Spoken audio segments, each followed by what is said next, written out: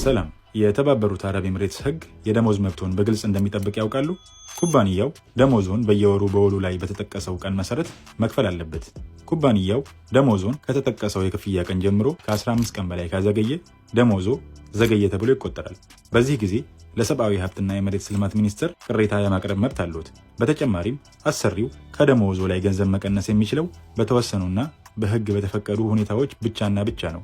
ለምሳሌ ለእርሶ የተሰጠ ብድር ወይም ቅድመ ክፍያ ለመመለስ፣ በእርሶ ምክንያት በኩባንያው ንብረት ላይ ለደረሰ ጉዳት፣ እሱም ጉዳቱ ከተረጋገጠ፣ በአጠቃላይ ለእነዚህ ቅነሳዎች የሚወሰደው ገንዘብ ከጠቅላላ ደሞዞ ከ50% መብለጥ የለበትም። ደሞዝ በኤሌክትሮኒክ የደሞዝ ጥበቃ ስርዓት ወይም ዌጅ ፕሮቴክሽን ሲስተም በኩል መከፈል አለበት።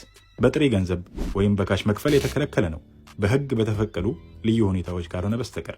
ይህ ስርዓት ደሞዞ በሰዓቱ እና በትክክል መከፈሉን ለማረጋገጥ ይረዳል። ደሞዞ ከ45 ቀን በላይ ከዘገየ መብቶን ለማስከበር በነፃ የስልክ መስመራቸው 80084 በመደወል ወይም የመህር የሞባይል መተግበሪያ አፕሊኬሽን በመጠቀም ለሚኒስትሩ መደበኛ ቅሬታ በማቅረብ ደሞዞን መቀበል ይችላሉ።